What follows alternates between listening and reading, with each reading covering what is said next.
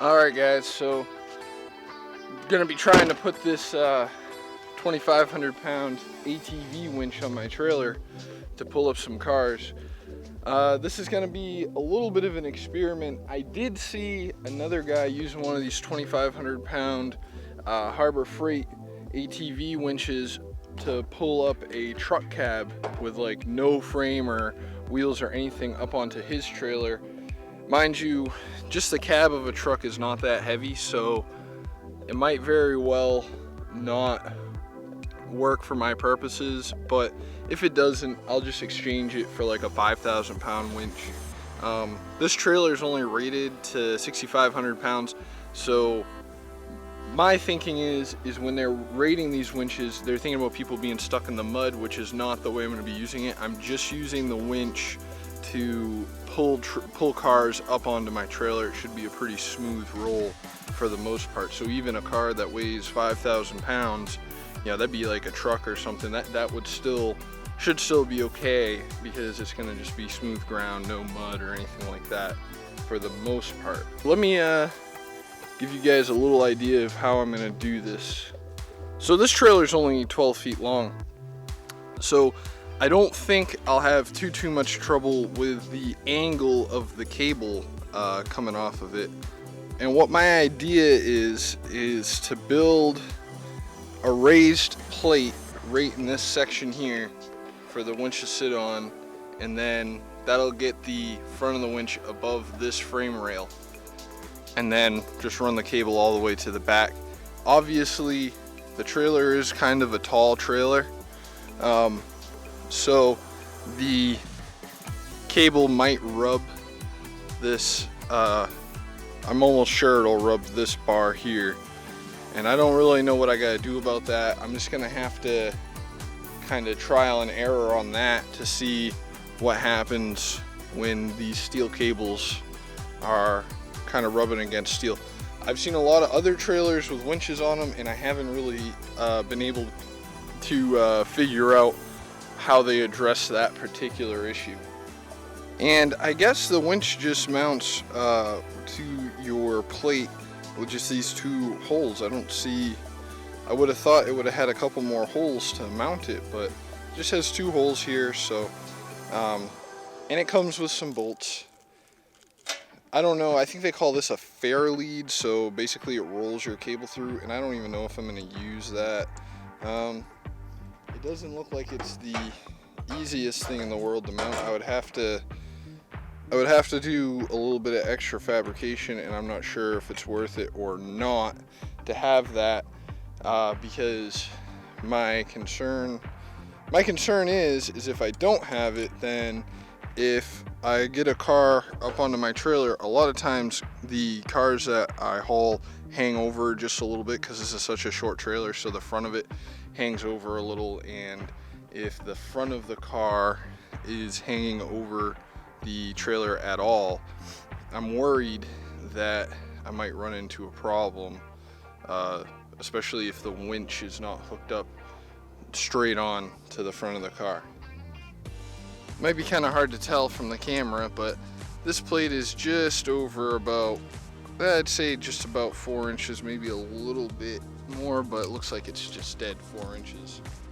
Another pro tip for all you first-time fabricators or beginning fabricators, first of all, never buy your steel at like Home Depot or Tractor Supply. It's way more expensive and the selection's way smaller.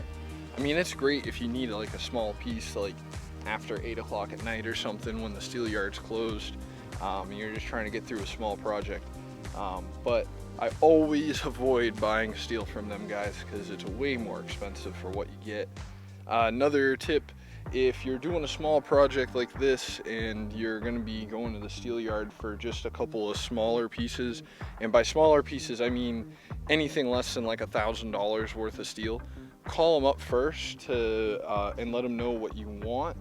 That way, because they might not, they're going to try and sell you drops. What that means is when they've cut steel for other customers, they have some pieces left over, and they'll be able to sell you those drops a lot cheaper than if you wanted to like take a fresh piece of steel and cut like a small piece. Like for instance, I only really need 3 feet of 4-inch channel for this project, and that's that might be hard to come by because they might not even have 4-inch channel, or if they have it, they might only have like a 20-foot long piece, and they're not going to want to cut 3 feet out of a 20-foot long piece. They're going to want me to take some round measurement, like a 10-foot piece or something. So it's good just to call them up ahead of time to find out what they've got readily available. You might have to change around your plan a little bit to make it cost efficient at the time that you're trying to do this project, because like for instance, if I have to buy a 10-foot long piece of 4-inch channel, I'm gonna end up with a ton of extra material on this, and it's probably gonna cost me a lot more than if I go and I buy 10 feet worth of whatever, 2-inch angle iron. I could use 2-inch angle iron on this project, it just would be more work on my part. So I called them up in hopes that they had a drop of like a 5-foot drop of 4-inch channel somewhere, and if they do have a 5-foot drop of it, then yeah, it'll be pretty cost efficient. But if they don't have that, then I'm gonna have to go with a different size. Either I could go with a smaller channel and build it up, or I could go with angle and build it up and kind of fabricate it together. But obviously I'll be much better off if I can get 3 feet worth of 4-inch channel and just weld on those 2 pieces, cut those into 2 pieces and weld them straight on, and then just drill holes for my winch, than if I had to buy a bunch of smaller steel and kind of weld it, like kind of fabricate it together. Plus it'll be a lot stronger this way too. So as you can see here, I've gone ahead and just used a pair of vice grips to secure the winch. That way I can pull the cable all the way out and take a measurement of that, because I need to have enough cable to reach the car at the end of the ramps at a minimum, and any extra would be great, but ultimately I just need this to pull cars up the ramps. I can usually push the car on flat ground, no problem.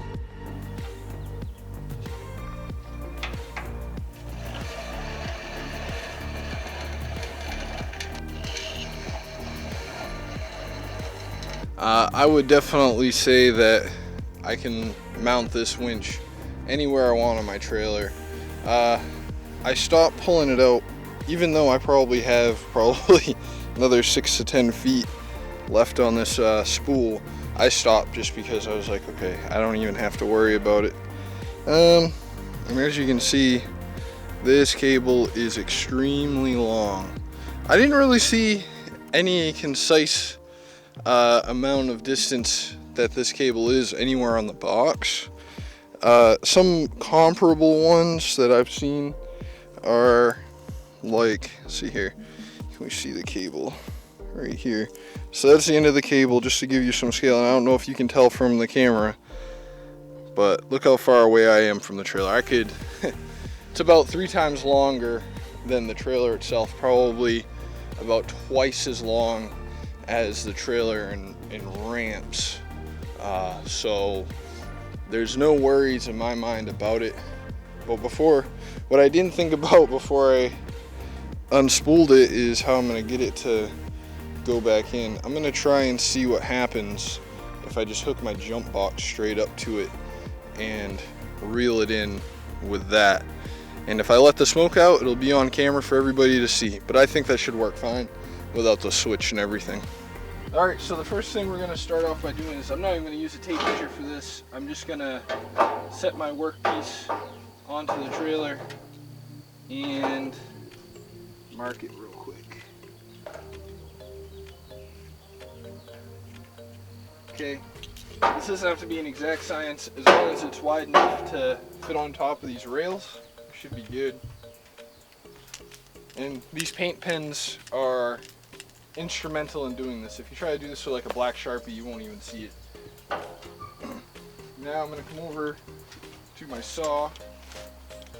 And this is just a Harbor Freight chop saw. I think you can get these for like between 60 and 100. You can get these things for. So They're pretty reasonably priced, and they're way faster to use than an angle grinder. However, a torch is ultimately the best tool for this job. I just don't have a torch. Or better yet, bottles for the torch.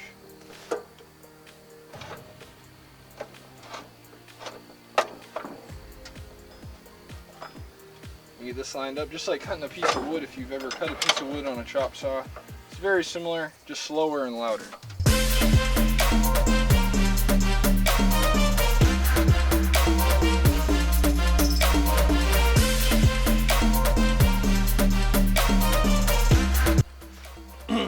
So now we're just going to double check to make sure I didn't cut it too short.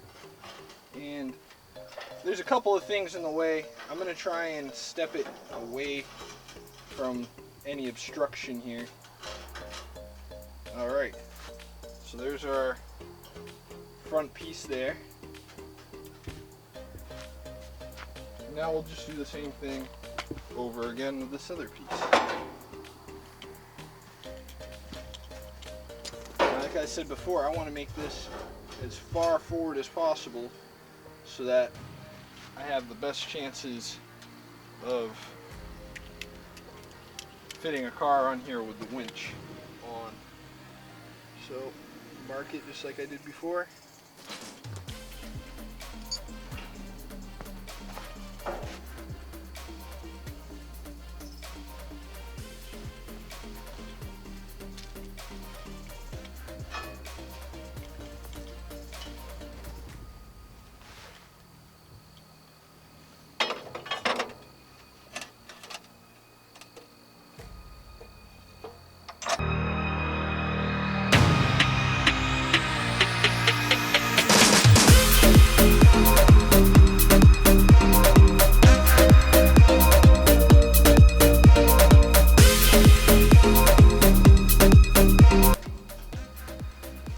If our winch will fit where we want to put it.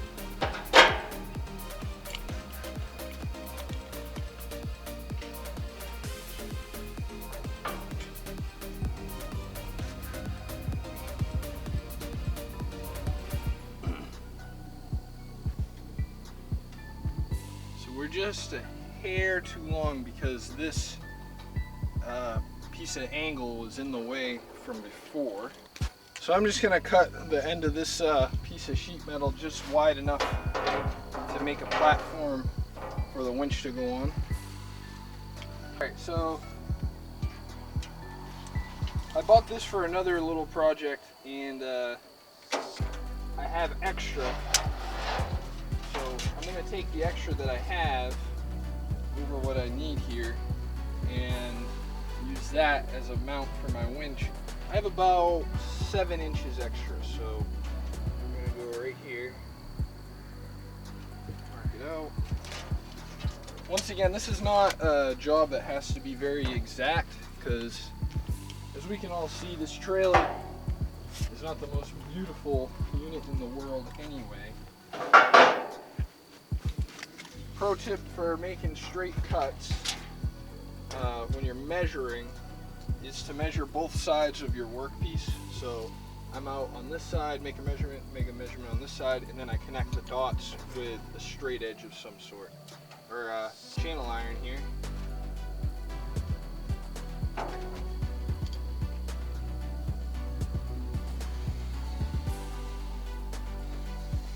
I don't really mind getting a little bit of red paint on that. I wouldn't want to get it on anything else straight I got, so that. And this is probably the least efficient way to cut yourself a piece of steel. This is another really good job for a torch or a plasma cutter if you have one, but if you have one of those, you're probably not needing any of my advice on how to fabricate anyway. It's good for like cutting off small little things, but making a long straight cut, these kind of aren't great for it.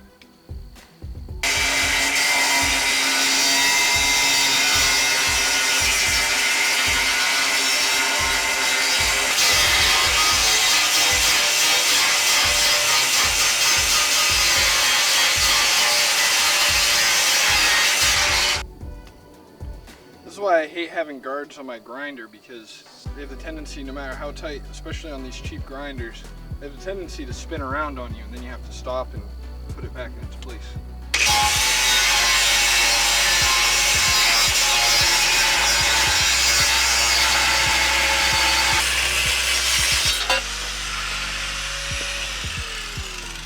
Alright, we got our plate for the winch. Now I might have to cut it a little shorter, but I honestly could just leave it as it is. It just wouldn't look as good. So you guys might have noticed that every tool that I've used so far has been something from Harbor Freight. The chop saw is from Harbor Freight. The grinder I was just using is the cheapest grinder you can get at Harbor Freight. The only things that are not from Harbor Freight that you are seeing in this video is the materials. So the steel that I'm using to mount this, and the expendable stuff like the discs, like the grinding disc is a Clutch brand disc. You can buy those at Northern Tool, or I'm not sure where all you can get those brand discs. There's nothing special about it really. It just is a little bit better than the ones you get at Harbor Freight, and it's no more expensive. And the cutoff wheel on the chop saw is a Diablo wheel from Home Depot. So I've used the cutoff wheel for that chop saw that you can buy at Harbor Freight, and it works, but it doesn't last very long. You should be able to lose quite a bit of the wheel before it no longer cuts good anymore. So yeah, the other thing that I don't like from Harbor Freight that much is the flux core wire they sell. It's actually not the worst I've used. It's better than the Hobart wire for sure, and it's all the same price. I like the Lincoln flux core wire the best. The Hobart wire is probably my least favorite wire to use. I actually, if you have to choose between Hobart and, you know, I guess I haven't tried the wire since they started calling it Vulcan wire at Harbor Freight, but before that, back when I bought this welder, before the Vulcan series was out, the wire that they were selling was not bad, honestly.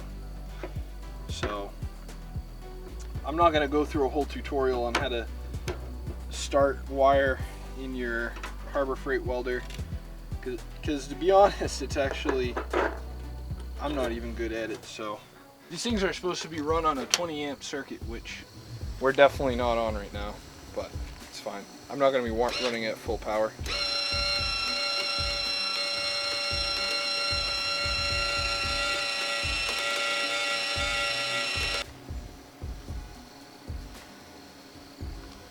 I don't think that Harbor Freight actually even carries this welder anymore. This is a 90 amp welder, which when I bought it was the only one that they sold that ran on 110. I haven't had any trouble with it popping breakers. However, that chop saw, I definitely have trouble with it popping breakers. Honestly, I've had this welder about 2 years, and it's probably due for a replacement. Nothing fits together very well on it. Here's my problem, it's reverse threaded. Of course it would be, right? Before all you internet experts chime in about my welding skills and prowess, I'm not here pretending to be an expert, but it's definitely better than any of the welding you might have seen on Haggard Garage.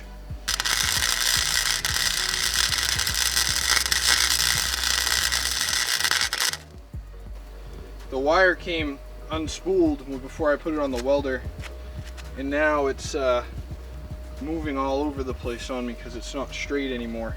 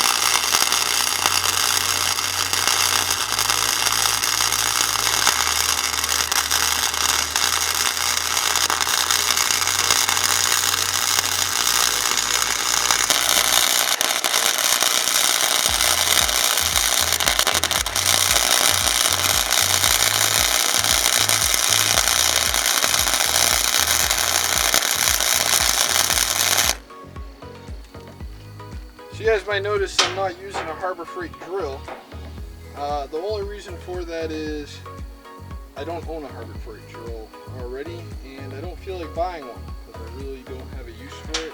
However, I am using the cheapest drill I have access to, which is this Ryobi unit. I also usually would use my Milwaukee drill, but in the spirit of this video and this project, I'm going cheap as possible.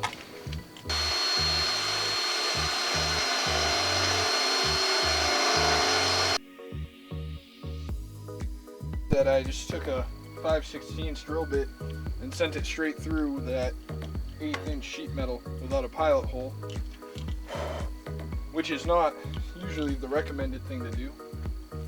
But these were really cheap drill bits. I think I bought a whole set of them for $10, and they work really good. They stay sharp for quite a long time. I bought those at Northern Tool. Drill bits are another thing I won't buy at Harbor Freight. And we are in.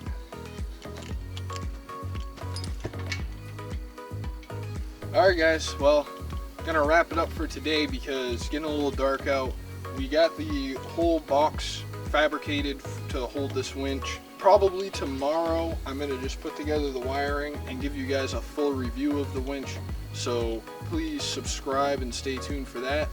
Also, you might be interested in subscribing because I'm very close to 100 subscribers right now, and when I hit 100 subscribers, I'm gonna do a giveaway. So subscribe and keep watching my videos for more info on that.